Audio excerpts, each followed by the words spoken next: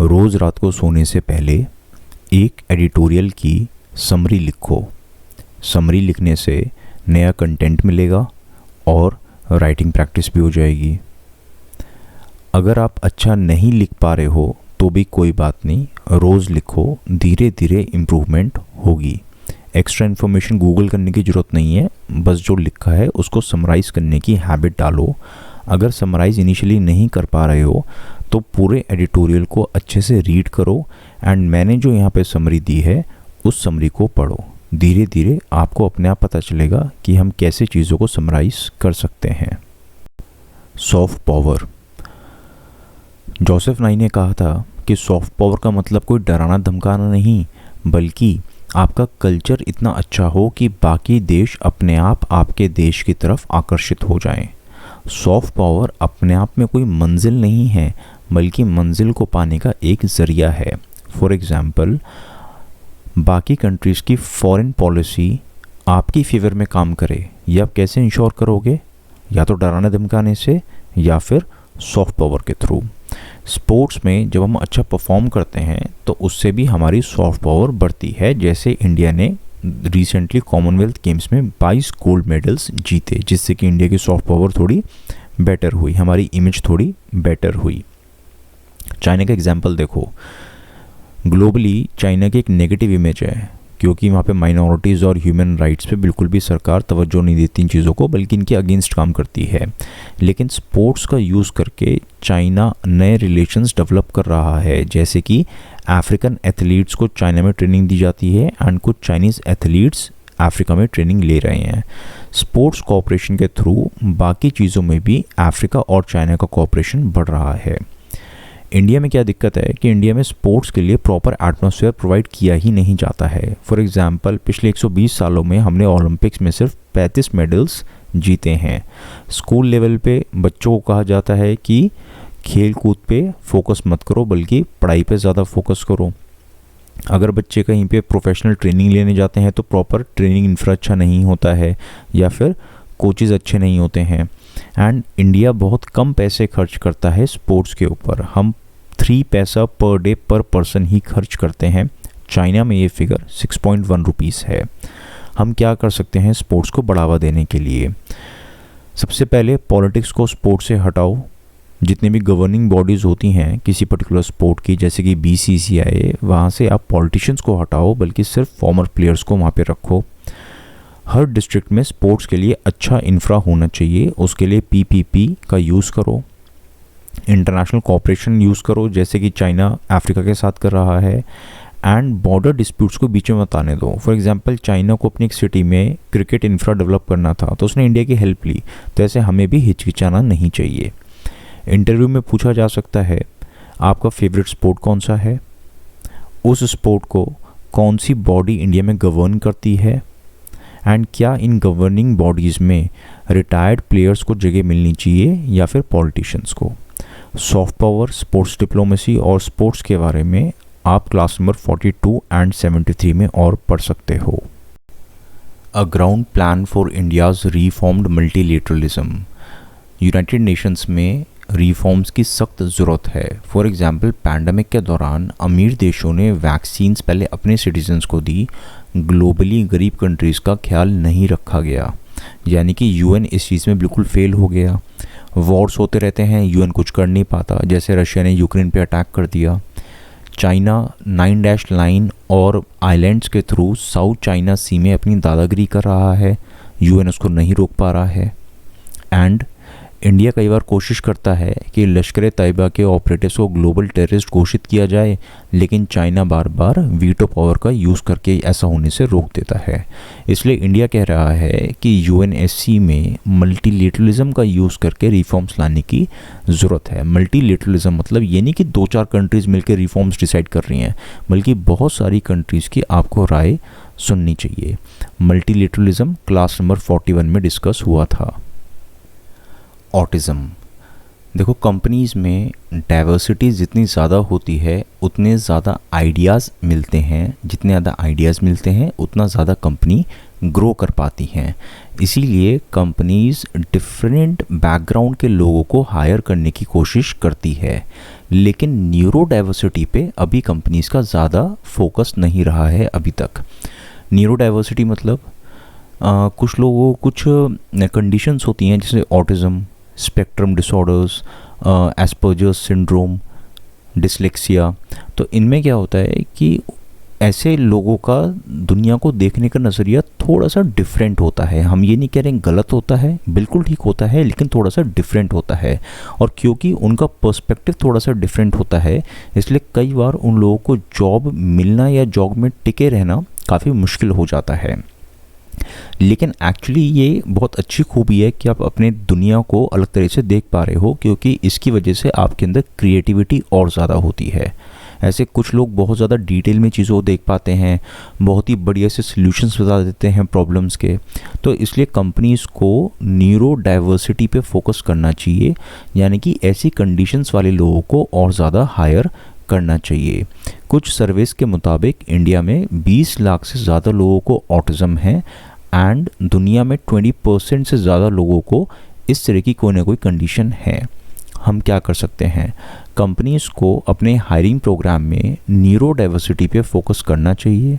जब कोई neuro diverse वाला बंदा आपकी कंपनी में आता है तो सब कोलीग्स को उसकी तरफ कोऑपरेटिव एटीट्यूड रखना चाहिए एंड हो सके तो कंपनी को न्यूरो डाइवर्स लोगों के लिए सोशल स्किल्स ट्रेनिंग अरेंज करनी चाहिए। Putting power back in the hands of the people. दुनिया में बहुत सारी डेमोक्रेसीज़ हैं, लेकिन वो कुछ सीरियस चैलेंजेस फेस कर रही हैं। जैसे बहुत सारी डेमोक्रेसीज़ में फासिस्ट मूवमेंट हो रही है, फासिज्म बढ़ रहा है, इकोनॉमिक इनइक्वालिटी बढ़ रही है और हंगर डिजीज़ भी बढ़ रही है। ठीक, यानी कि सोसाइटीज़ ज़्यादा अच्छा परफॉर्म नहीं कर पा रही हैं। तो हम डेमोक्रेसी को कैसे बचा सकते हैं? सबसे पहले ये देखो कि किसी भी देश में डेमोक्रेसी में ऑथोरिटेरियन गवर्नमेंट आती कैसे है। ऑथोरिटेरियन गवर्नमेंट्स, कुछ पॉलिटिकल पार्टीज़ होती हैं बेसिकली, वो सोसाइटी में डिविजन्स क्रिएट करती हैं। उन डिविजन्स को यूज़ करते हुए, एक्सप्लॉइट करते हुए फिर वो अपनी सरकार बनाती हैं एंड वो लोगों का माइंडसेट इतना ज़्यादा चेंज कर देती हैं कि अगर इकोनॉमी एकदम बेकार काम कर रही हो, अनएम्प्लॉयमेंट बहुत ज़्यादा हो, जीडीपी नंबर्स एकदम बेकार हो, लोगों के पास खुद के पास नौकरी नहीं हो, लेकिन तब भी लोग सोचते नहीं यार इकोनॉमी तो बहुत ही बढ़िया काम कर रही है। तो ऐसा कैसे लोगों का माइंडसेट चेंज कर पाते हैं? सबसे पहले हमें ये चीज़ स्टडी करनी चाहिए एंड जब भी हमें दिखे कि सरकार कोई एंटी डेमोक्रेटिक एक्शन ले रही है तो हमें प्रोटेस्ट करके लोगों को जागरूक करना चाहिए कि देखो सरकार ये चीज़ गलत कर रही है, क्योंकि पॉलिटिशियंस खुद तो बताएंगे नहीं कि वो किस तरह से एंटी डेमोक्रेटिक स्टेप्स ले रहे हैं। अगर सरकार हमारे प्रोटेस्ट को क्रश कर भी दे तो भी कोई इशू नहीं होना चाहिए, बिकॉज इससे एटलीस्ट लोगों में अवेयरनेस बढ़ती है। 2022 में रेजिलिएंट डेमोक्रेसी स्टेटमेंट इशू करी थी G7 कंट्रीज़ ने। उसमें उन्होंने ये कहा था कि डेमोक्रेसीज़ में जो भी विसल ब्लोअर्स होते हैं, जो कि लोगों की पब्लिक ऑफिस में जो भी करप्शन हो रहा होता है उसको एक्सपोज करते हैं या लोगों के ह्यूमन राइट्स के लिए लड़ते हैं, तो उन लोगों को सरकार को प्रोटेक्ट करना चाहिए। अम्बेडकर ने एक बार कहा था कि पॉलिटिकल डेमोक्रेसी सोशल डेमोक्रेसी के बिना सक्सेसफुल नहीं हो सकती है। डेमोक्रेटिक डिक्लाइन हमने क्लास नंबर 65 में पढ़ा था। Far right turning inward.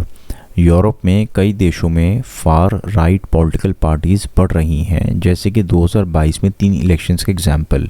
Italy के जनरल इलेक्शंस में लोगों ने फार राइट लीडर को चुना है। स्वीडिश जनरल इलेक्शन में भी सेम चीज़ हुई एंड फ्रेंच प्रेसिडेंशियल इलेक्शन में फार राइट ग्रुप्स को 41% वोट्स मिले थे। यानी कि वर्ल्ड वॉर 2 के बाद अब फिर से फासिज्म राइज कर रहा है, फार राइट राइज कर रहा है यूरोप के अंदर। इसके क्या रीजंस हैं? तो आर्टिकल में सिंपल से ये बात दी गई है कि क्योंकि यूक्रेन वॉर की वजह से यूरोप में इन्फ्लेशन काफ़ी हाई चल रही है, नेचुरल गैस भी बहुत महंगी हो रही है, तो इसलिए लोगों में डिसकंटेंट बहुत ज़्यादा है and far right political parties इसी पब्लिक डिसकंटेंट को यूज़ करते हुए इलेक्शंस जीत रही हैं। अब सर्दियाँ आने वाली हैं तो नेचुरल गैस की डिमांड और ज़्यादा होगी, लेकिन वॉर तो ख़त्म होने की आसार पे है नहीं अभी। तो यानी कि इकोनॉमिक कंडीशन अभी और बेकार हो सकती है। जब इकोनॉमिक कंडीशन और बेकार होगी तो फार राइट पॉलिटिकल पार्टीज़ और ज़्यादा सिचुएशन को एक्सप्लॉइट करेंगी। Pitching India as a signature destination. Tourism हमने क्लास नंबर 79 में पढ़ लिया था। इस आर्टिकल में बस 2-3 टर्म्स दी हुई हैं, जैसे कि रिसेंटली धर्मशाला में एक नेशनल कॉन्फ्रेंस ऑन टूरिज़्म हुई थी, जहाँ पे ये कहा गया कि हम कोशिश करेंगे कि इंडिया को टूरिज़्म में वर्ल्ड लीडर बना दें बाय 2047। इसके बाद जो स्टेटमेंट इशू करी गई उसको बोल दिया गया धर्मशाला डिक्लेरेशन। और कई बार whole of government approach news में आता है। इसका सिंपल सा मतलब ये होता है कि गवर्नमेंट को आप 10-15 डिपार्टमेंट की तरह मत देखो, बल्कि जब भी कोई प्रॉब्लम आती है तो वो सारे डिपार्टमेंट्स एक साथ एकजुट होके काम करें। Permanent membership of UNSC is another story. कई बार ऐसा कहा जाता है कि वीटो पावर का मिसयूज़ किया जाता है, इसलिए हमें इसको एबॉलिश कर देना चाहिए। बिल्कुल सही बात है। फॉर एग्ज़ाम्पल वेस्टर्न कंट्रीज़ ने कई बार वीटो पावर का यूज़ किया है इज़राइल को बचाने के लिए, या इनफैक्ट साउथ अफ्रीका में जो अपार्थाइड रिजीम थी उसको भी बचाने के लिए यूएसए ने कई बार वीटो का यूज़ किया है। आज तक जितनी बार वीटो को यूज़ किया गया उसमें से ऑलमोस्ट 50% तो रशिया अकेले ने ही यूज़ कर लिया है। तो यानी कि वीटो पावर का बहुत ज़्यादा मिसयूज़ होता है, हमें इसे हटा देना चाहिए। लेकिन काउंटर आर्ग्यूमेंट ये है कि वीटो पावर से इंडिया को भी बहुत फ़ायदा हुआ है। फॉर एग्ज़ाम्पल 1971 का वॉर हो या कश्मीर इशू हो, इसमें रशियन वीटो ने इंडिया को बहुत बार बचाया है। फ्यूचर में भी ऐसे इश्यूज़ द्वारा उठ सकते हैं, उस टाइम फिर से रशियन वीटो हमारे काम आ सकता है। ये तो बात हो गई वीटो पावर की। लेकिन क्या हमें परमानेंट सीट मिल सकती है, चाहे वो बिना वीटो पावर के हो, बट क्या हमें परमानेंट सीट मिल सकती है? तो यहाँ पे लिखा गया कि नहीं, वो बहुत मुश्किल है, क्योंकि जब भी कोई बड़ी कंट्री ऐलान करती है कि वो इंडिया का परमानेंट सीट को सपोर्ट करते हैं, तो वो सिर्फ स्टेटमेंट्स होती हैं। एक्चुअली कोई भी देश नहीं चाहता कि उसकी खुद की पावर्स डाइल्यूट हो, कोई नया बंदा कॉम्पिटिशन में आए। दूसरी बात यह, अगर ये प्रपोजल सीरियसली देखा भी जाए तो भी चाइना उस प्रपोजल को वीटो कर देगा। एंड यूएनएससी में परमानेंट सीट सिर्फ इंडिया को नहीं मिलेगी, बाकी भी तो कंटेंडर्स हैं। तो यानी कि जब भी यूएनएससी में रिफॉर्म्स का डिस्कशन एक्चुअली तरीके से होगा, तो डिस्कशन सिर्फ ये नहीं होगा कि इंडिया को लाया जाए, बल्कि डिस्कशन ये होगा कि यूएनएससी की मेंबरशिप कैसे बढ़ाई जाए। तो उसमें बाकी देशों का भी नाम आएगा, जैसे जापान, ब्राज़ील, जर्मनी। तो यानी कि कैंडिडेचर यहाँ पे सिर्फ इंडिया का नहीं है, बल्कि सभी कंट्रीज़ की एलिजिबिलिटी और सूटेबिलिटी हमें देखनी होगी। क्या कर सकते हैं? ऊपर दी गई दोनों बातों से हमें पता चलता है कि ना तो वीटो पावर हटने वाली है, ना ही किसी देश को परमानेंट सीट मिलने वाली है। तो रादर हमें फोकस करना चाहिए सेमी परमानेंट मेंबरशिप पे, यानी कि एक नया सिस्टम लॉन्च किया जाए जिसमें किसी देश को 8 से 10 साल के लिए सिक्योरिटी काउंसिल में इलेक्ट किया जाए और उसके बाद वो देश फिर से री इलेक्शन के लिए एलिजिबल हो। हमें ध्यान रखना चाहिए कि इंटरनेशनल रिलेशंस में खुद का नेशनल इंटरेस्ट ही सब कुछ होता है। फॉर एग्ज़ाम्पल सिक्योरिटी काउंसिल का काम कोई ये नहीं है कि दुनिया में पीस बना रहे, वॉर्स ना हो, ये सब काम तो सिक्योरिटी काउंसिल कर ही नहीं पाता। तो सिक्योरिटी काउंसिल में सीट लेने से हम क्या हासिल करना चाह रहे हैं? क्या हम दुनिया से सारे वॉर्स को रोक देंगे, पूरे देश में, पूरी दुनिया में पीस ले आएंगे? नहीं। यूएनएससी में परमानेंट सीट से हम इंडिया के अपने नेशनल इंटरेस्ट को प्रमोट करेंगे, राइट? तो इसलिए अगर हमें बिना वीटो पावर के भी सेमी परमानेंट मेंबरशिप मिल जाए तो हमें उसे ले लेना चाहिए। यूएनएससी रिफॉर्म्स क्लास नंबर 43 में डिस्कस किए गए थे। Energising India Nepal ties the hydro power way. Hydro power से इंडिया नेपाल रिलेशंस काफ़ी मजबूत होते हैं। फॉर एग्ज़ाम्पल इंडिया पहले ही काफ़ी सारे हाइड्रो प्रोजेक्ट्स नेपाल में डेवलप कर रहा है, जैसे अरुण 3, महाकाली और अपर कर्णाली। अब हम और भी प्रोजेक्ट्स डेवलप करने के लिए एग्रीमेंट साइन कर रहे हैं, जैसे कि सेती रिवर पे। ऐसे प्रोजेक्ट्स करने से इंडिया को क्या फ़ायदा होता है? सबसे पहले तो जब इन प्रोजेक्ट्स को हम बनाएंगे तो कुछ बिजली इंडिया भी लेगा। फिर जितनी ज़्यादा रिन्यूएबल एनर्जी हम यहाँ से लेंगे उतना कम हमारी डिपेंडेंस हो जाएगी कोयले के ऊपर। और दूसरा, जितने ज़्यादा नेपाल में प्रोजेक्ट्स हम बनाएंगे, यानी कि उतने कम प्रोजेक्ट्स चाइना को मिलेंगे नेपाल में, यानी कि हम और प्रोजेक्ट्स बना के चाइना का इन्फ्लुएंस इस रीजन में कम कर पा रहे हैं। नेपाल को क्या फ़ायदा होता है? भाई नेपाल को बिजली मिलेगी, तो यानी कि वहाँ पे जो पावर शॉर्टेजेस है वो कम हो जाएंगी। एंड जब नेपाल इस इलेक्ट्रिसिटी को इंडिया को एक्सपोर्ट करेगा तो उसको फॉरेन एक्सचेंज भी मिलेगा, राइट? तो हम क्या स्टेप्स ले सकते हैं इस तरह के क्रॉस बॉर्डर पावर एक्सचेंज को और स्ट्रेंथन करने के लिए? सबसे पहले तो हमें देखना चाहिए कि जब भी कोई ऐसा प्रोजेक्ट प्रपोज किया जाता है तो क्या वो फाइनेंशियली वायबल है, क्या वहाँ पे ट्रांसमिशन नेटवर्क है प्रॉपर, वहाँ से लोगों को हटाना पड़ेगा तो क्या उसकी कॉस्ट आएगी। इन सब चीज़ों को प्रॉपर हमें पहले स्टडी करना चाहिए। नेपाल कई बार कुछ इश्यूज़ रेज करता है, जैसे रिसेंटली नेपाल ने ये कहा कि इन प्रोजेक्ट से जितनी बिजली मिलती है प्रायोरिटाइज वे में सबसे पहले वो बिजली लोकल लोगों को मिलनी चाहिए, उसके बाद ही एक्सेस बिजली को इंडिया को एक्सपोर्ट किया जाए, या फिर इस प्रोजेक्ट से कितनी बिजली नेपाल को फ्री में मिलेगी। तो इस तरह की चीज़ों पे हमें ध्यान देना चाहिए। एंड हो सके तो बाकी देश जैसे कि भूटान और बांग्लादेश को भी ऐसे प्रोजेक्ट्स में इन्वॉल्व किया जाए। Globe changing reverberations of Ukraine war. Ukraine war से किस पे क्या क्या इम्पैक्ट पड़ रहा है? रशिया की ग्लोबल रेपुटेशन ख़राब हो गई है, रशिया को वेस्टर्न सैंक्शंस झेलने पड़ रहे हैं एंड उसके मिलिट्री की हालत ज़्यादा अच्छी नहीं है, इसलिए उसको पार्शियल मोबिलाइजेशन अनाउंस करना पड़ा। यूक्रेन को loss of human life and property हो रहा है एंड लोगों को डिस्प्लेस होना पड़ रहा है, आसपास की कंट्रीज़ में भी माइग्रेट करना पड़ रहा है। नेटो को फ़ायदा हो रहा है क्योंकि रशिया वीक हो रहा है, लेकिन नेटो को कुछ खर्चा करना पड़ रहा है वेपन्स, ट्रेनिंग, कम्युनिकेशन, बाकी चीज़ों पे।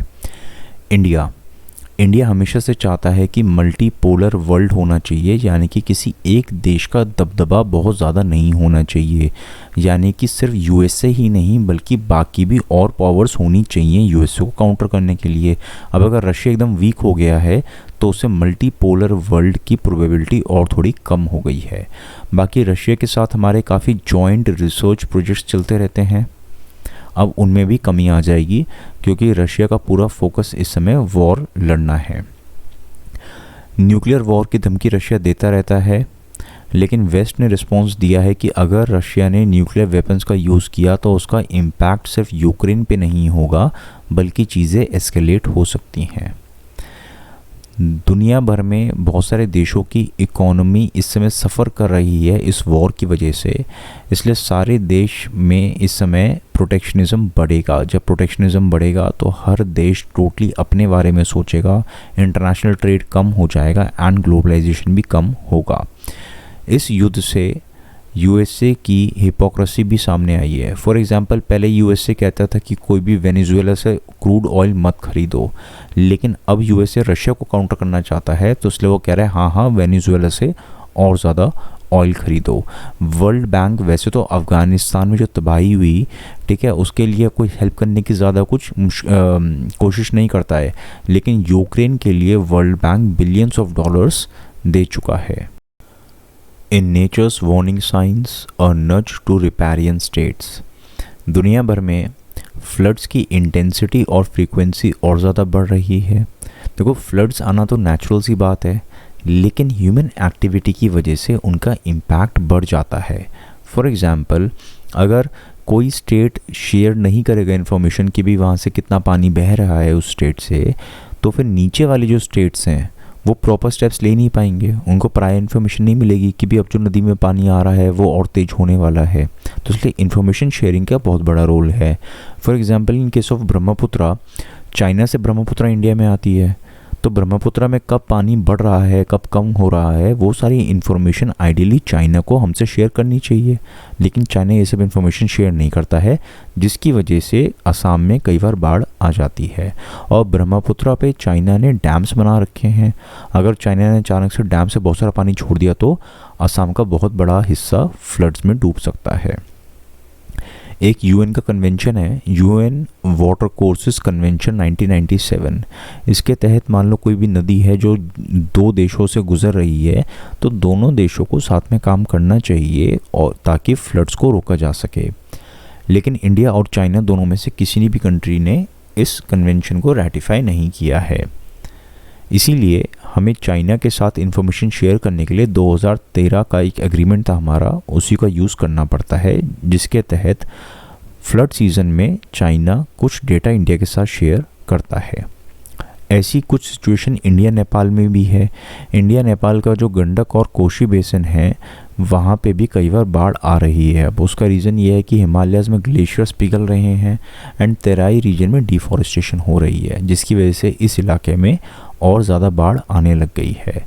1954 में इंडिया नेपाल कोशी एग्रीमेंट हुआ था, जिसके तहत इंडिया नेपाल आपस में डेटा वगैरह शेयर करेंगे ताकि फ्लड जब आने वाले हो तो पहले ही हमें उसकी वार्निंग मिल जाए। लेकिन इंडिया के हिसाब से ये जो ट्रांसबाउंडर रिवर डेटा होता है, ये डेटा बहुत ही क्लासिफाइड इन्फॉर्मेशन होती है। इसको आप सब लोगों के साथ शेयर नहीं कर सकते हो। जब इन्फॉर्मेशन को शेयर ही नहीं करोगे तो प्रॉपर वार्निंग टाइम पे कैसे मिल पाएगी? तो इसलिए इंडिया को इस पॉलिसी को रिवाइज करना चाहिए। After the floods Bangalore needs to clean up its act. ऐसा कहा जाता है कि बैंगलोर में जो फ्लड्स आए उसका रीज़न ये है कि ग्रीन एरियाज़ कम हो गए हैं वहाँ पे एंड बहुत ज़्यादा हर जगह कंक्रीट बिछाया गया है। इसका सोल्यूशन यही है कि भी ग्रीन एरियाज़ को बढ़ाओ, ड्रेन्स वगैरह ठीक से काम करती रहे, ये चीज़ इंश्योर करो। लेकिन असली रीज़न एक्चुअली इन फ्लड्स का है करप्शन। करप्शन की वजह से जो नेचुरल ड्रेनेज सिस्टम है उसके ऊपर कब्ज़ा किया गया, बिल्डिंग्स खड़ी करी गई। सरकार ने बड़े जोश में आके अनाउंस तो कर दिया कि हम ऐसे सारे एंक्रोचमेंट्स को तोड़ देंगे, लेकिन जब सरकार एक्चुअली तोड़ने गई तो सरकार ने तोड़ा नहीं ऐसी बहुत सारी जगहों को, बल्कि ये कह दिया कि हम ड्रेन्स को डाइवर्ट करेंगे, जो एंक्रोचमेंट हो गई सो हो गई। तो करप्शन से हमें लड़ना चाहिए, वो असली इशू है। करप्शन को लोग पब्लिकली तो कहते हैं बुरी बात है, लेकिन एक्चुअली सब लोग करप्शन में इन्वॉल्व होते हैं। कुछ लोग कहते हैं कि करप्शन उस ग्रीस की तरह है जिसकी वजह से सरकारी मशीनरी सही से चलती रहती है। अगर करप्शन नहीं होगा तो ये मशीनरी आवाज़ करेगी, ठीक से काम नहीं कर पाएगी। अगर कानूनों को बहुत ज़्यादा स्ट्रिक्ट बनाया जाए तो उससे एक्चुअली करप्शन बढ़ता है, क्योंकि कानून अगर इतना ज़्यादा स्ट्रिक्ट बना दिया जाए कि लोग उसको फॉलो ही नहीं कर पा रहे हैं तो फिर अल्टीमेटली लोग ये कहते हैं भाई ये इतना सख्त कानून हम इसको फॉलो नहीं कर पाएंगे, तो बेटर है ऑफिशियल को थोड़े से पैसे दो और अपना बिल्डिंग प्लान पास करवा लो। अगर कानून को बहुत ज़्यादा वीक बनाया जाता है तो उससे भी करप्शन बढ़ता है। फॉर एग्जांपल, अगर कानून बहुत वीक है तो ऑफिशियल्स के पास डिस्क्रिशनरी पावर्स बढ़ जाती हैं कि वो उस वीक कानून को जैसे मर्जी इंटरप्रेट कर लें। तो फिर वो कानून को यूज़ करते हैं बंदा देख के। जिस बंदे ने रिश्वत दे दी उसकी फ़ाइल जल्दी पास कर दी, जिसने रिश्वत नहीं दी उसको तुम बढ़िया बढ़िया कानून पढ़वा दोगे कि नहीं जी इस रूल का तो ये मतलब होता है। तो ज़्यादा वीक कानून बनाओगे तो लोगों के पास, ऑफिशियल्स के पास डिस्क्रिशनरी पावर ज़्यादा आ जाती है। एंड एक बहुत बड़ा रीज़न है कि इंडिया में private corruption is not a crime. सरकारी अफसर अगर रिश्वत ले रहा है तो आप उसके खिलाफ एक्शन ले सकते हो, लेकिन अब क्या करती है सरकार कि बहुत सारा काम प्राइवेट कंपनीज़ को आउटसोर्स कर देती है। तो प्राइवेट कंपनी में तो लोग रिश्वत ले लेते हैं, है ना, उसको आप तो रोक नहीं पाते हो। फॉर एग्जांपल, अगर आपको इंडिया में भी प्रॉपर्टी रजिस्टर करवानी है तो खुलेआम एजेंट्स होते हैं जो कैश लेते हैं। करप्शन से कैसे टैकल किया जा सकता है? सबसे पहले तो जो भी सरकार ने करप्शन से लड़ने के लिए इनिशिएटिव्स लॉन्च करे हैं, पहले उनको स्टडी करो। फॉल्स विक्ट्रीज मत अनाउंस कर दो कि हमने करप्शन पे विजय पा ली है, अब करप्शन नहीं है। ऐसा फालतू में अनाउंसमेंट मत करो, रादर देखो कि एक्चुअली में कितना करप्शन कम हुआ है। जब भी कोई ऑफिसर या जर्नलिस्ट करप्शन को उजागर करता है तो उसको प्रोटेक्ट करो, विसल ब्लोअर प्रोटेक्शन लॉ लाओ, एथिकल बिहेवियर सिविल सर्वेंट्स में इंक्रीज करो and network of ethical leaders बनाओ। ऐसा मत सोचो कि चमत्कार से कोई एक बहुत ही एथिकल लीडर आएगा जो देश को बचा लेगा, ऐसा कुछ नहीं होता। बहुत सारी डेमोक्रेसीज में डिक्टेटर्स होते हैं जो थोड़ा सा भी काम करते हैं तो ऐसा दिखाते हैं उन्होंने जनता के लिए बहुत सारा काम कर लिया हो। ऐसे लोगों से होप करना कि वो एक्चुअली में करप्शन को ख़त्म करेंगे, ये सब बेवकूफ़ी है। रादर जनता में से ही ऑनेस्ट लोगों को आगे बढ़ के आना चाहिए। कुछ एक्स्ट्रा इन्फॉर्मेशन जो इस आर्टिकल में नहीं दी है बट आप लिख सकते हो, जैसे कि अशोक खेमका एक IAS ऑफिसर हैं जिनको 30 साल में 54 टाइम्स ट्रांसफ़र किया गया क्योंकि वो करप्शन को टॉलरेट नहीं करते हैं। एक जर्नलिस्ट ने बताया कि किस तरह से सरकारी खजाने में से पैसे ले लिए जाते हैं ये कह के कि हम बच्चों को मिड डे मील सर्व कर रहे हैं, लेकिन एक्चुअली मिड डे मील के नाम पे लोगों को रूखी रोटी दी जाती है। जब एक जर्नलिस्ट ने ये बात बताई तो सरकार ने उसी जर्नलिस्ट के खिलाफ क्रिमिनल कॉन्स्पिरेसी का केस दर्ज कर दिया।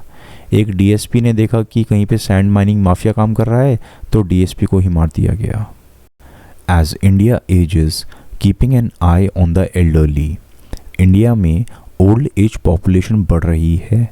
अनुमान है 2050 में इंडिया की 20% पॉपुलेशन एल्डरली होगी, यानी कि 34 करोड़ एल्डरली लोग इंडिया में होंगे। जैसे जैसे एज बढ़ती है वैसे वैसे दिखना थोड़ा कम हो जाता है, सुनना थोड़ा कम हो जाता है। जब कोई इंसान ठीक से किसी से इंटरेक्ट ही नहीं कर पाएगा तो उसमें कॉन्फिडेंस की कमी हो जाती है एंड धीरे धीरे अकेलेपन की वजह से डिप्रेशन आ जाता है।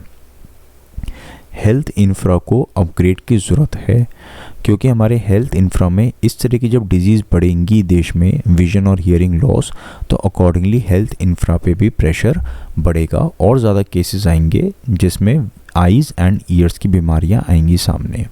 हमें क्या करना चाहिए? अकॉर्डिंगली हमें अपने हेल्थ इंफ्रा को इम्प्रूव करना चाहिए, जैसे कि बहुत जगहों पे और ज़्यादा आई एंड ईयर क्लिनिक्स खुलने चाहिए एंड चश्मों की दुकान या कान की मशीन की दुकान, ये चीज़ें और ज़्यादा खुलनी चाहिए लोगों के लिए और सहूलियत होनी चाहिए कि वो इन चीज़ों को ईजिली एक्सेस कर पाएँ। एंड एल्डरली एंड डिसेबल्ड के लिए पेंशन स्कीम्स को स्ट्रेंथन किया जाए। Letting go of a chance to democratize telecom services.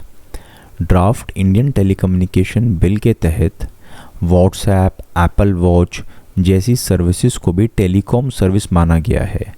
Argument ये दिया गया है कि आप नॉर्मली एयरटेल का मोबाइल यूज़ करके किसी बंदे से वॉइस कॉल कर सकते हो, व्हाट्सएप से भी वॉइस कॉल कर सकते हो, तो यानी कि व्हाट्सएप और एयरटेल जैसी एक ही चीज़ है। ठीक है, तो जो रूल्स एंड रेगुलेशन एयरटेल के लिए हैं वही व्हाट्सएप के लिए होने चाहिए। इंटरनेट शटडाउन्स के लिए इसमें स्पेसिफिकली प्रोविजंस दिए गए हैं, लेकिन इंटरनेट शटडाउन के जो नेगेटिव इम्पैक्ट्स होते हैं उस पर कोई फोकस नहीं है। नेट न्यूट्रलिटी के बारे में अलग से कुछ नहीं कहा गया है इस बिल के अंदर। नेट न्यूट्रलिटी हमने क्लास नंबर 70 में पढ़ी थी। अब क्योंकि इसमें OTT जैसे व्हाट्सएप जैसी चीज़ों को टेलीकॉम कंपनी से इक्वेट किया गया है, इसमें क्या इशू है? सबसे पहली बात, ये दोनों सेम चीज़ नहीं है। फॉर एग्ज़ाम्पल, आपके मोबाइल में इंटरनेट चल रहा है या नहीं, ये कौन इंश्योर करेगा? एयरटेल, जियो यानी कि टेलीकॉम कंपनी, राइट। और व्हाट्सएप चल रहा है या नहीं, ये डिपेंड करेगा कि इंटरनेट चल रहा है या नहीं। यानी कि बिना इंटरनेट के आप व्हाट्सएप यूज़ नहीं कर सकते हो, है ना। तो आप दोनों चीज़ों को इक्वेट नहीं कर सकते, दोनों अलग अलग चीज़ें हैं। टेलीकॉम कंपनी का काम होता है आप तक इंटरनेट पहुंचाना। उसके बाद आप उस इंटरनेट पे किसी से वॉइस कॉल कर रहे हो, व्हाट्सएप यूज़ कर रहे हो या यूट्यूब देख रहे हो, वो अलग चीज़ हो गई। तो दोनों चीज़ें अलग अलग हैं, वो एक दूसरे के सब्स्टिट्यूट नहीं है। कल को अगर टेलीकॉम कंपनी बंद हो जाए तो आप व्हाट्सएप यूज़ नहीं कर पाओगे, तो दोनों सब्स्टिट्यूट थोड़ी ना एक दूसरे के। दूसरी बात ये कि सरकार ऐसे OTT प्लेटफॉर्म्स को सारा डेटा लोकली इंडिया में ही स्टोर करने का आदेश दे सकती है। अब अगर सरकार कल को कह दे कि व्हाट्सएप को अपना सारा डेटा इंडिया में स्टोर करना ही पड़ेगा, तो फिर ये तो सोचो कि अगर आप इंडिया में बैठ के किसी बाहर देश में कोई बंदा उससे बातचीत कर रहे हो, तो फिर आपके और उसके दोनों मैसेजेस फिर इंडिया में स्टोर होने चाहिए ना। और उस पर्टिकुलर कंट्री के कानून क्या कहते हैं वो हमें नहीं पता, तो इसमें और ज़्यादा इंटरनेशनल अंडरस्टैंडिंग की ज़रूरत है। इंटरसेप्शन ऑफ मैसेजेस, अभी व्हाट्सएप के थ्रू चैट होती है उसमें एंड टू एंड इंक्रिप्शन होता है, यानी कि बीच में आप मैसेजेस को कोई भी बंदा नहीं पढ़ सकता है। लेकिन सरकार ये कहती है कि जैसे हम टेलीकॉम कंपनीज़ के थ्रू लोग क्या बात कर रहे हैं फ़ोन पे हम सुन सकते हैं, उसी तरह वो फैसिलिटी हमें व्हाट्सएप के केस में भी मिलनी चाहिए। तो अगर व्हाट्सएप के केस में भी सरकार बीच में सुन पाएगी या पढ़ पाएगी आपके मैसेजेस, तो उस केस में end to end encryption possible नहीं हो पाएगा। और एक बात कही गई है सर्वेलेंस फ्रेमवर्क के बारे में। इंडिया में सर्वेलेंस फ्रेमवर्क है जैसे हर कंट्री में होता है, लेकिन कहीं उसका मिसयूज़ तो नहीं हो रहा। इस चीज़ को देखने के लिए कोई इंडिपेंडेंट मैकेनिज्म एग्जिस्ट ही नहीं करता है। इसीलिए सुप्रीम कोर्ट ने राइट टू प्राइवेसी जजमेंट में एंड श्री कृष्ण कमेटी ने भी कहा था कि डेटा प्रोटेक्शन को हमें स्ट्रेंथन करने के लिए और ज़्यादा ज़रूरत है। जब हम इन चीज़ों को स्ट्रेंथन कर लेंगे सर्वेलेंस फ्रेमवर्क को, उसके बाद ही हमें फिर व्हाट्सएप जैसी चीज़ों को इंटरसेप्शन वाले दायरे में लाना चाहिए। कंक्लूजन ये है कि इस बिल से हर इंसान को इम्पैक्ट पड़ेगा, इसीलिए सरकार को पहले सभी स्टेक होल्डर से कंसल्ट करना चाहिए। रोज़ रात 11 बजे से पहले इस डॉक्यूमेंट में उस दिन के एडिटोरियल की समरी लिख दी जाएगी। आप भी अपने हिसाब से समरी को लिखो, धीरे धीरे प्रैक्टिस करो ताकि आपके पास कंटेंट और आंसर राइटिंग दोनों चीज़ें डेवलप होती रहें। अगर अपने बिजी स्केड्यूल की वजह से आप रोज़ अखबार नहीं पढ़ पाते हो या एडिटोरियल्स को या उसकी समरी नहीं पढ़ पाते हो, तो उस केस में आप संडे की संडे हमारी वीडियो देख लिया करो। उसमें आपको पूरे हफ्ते के एडिटोरियल्स को ब्रीफ में समराइज़ करके दे दिया जाएगा।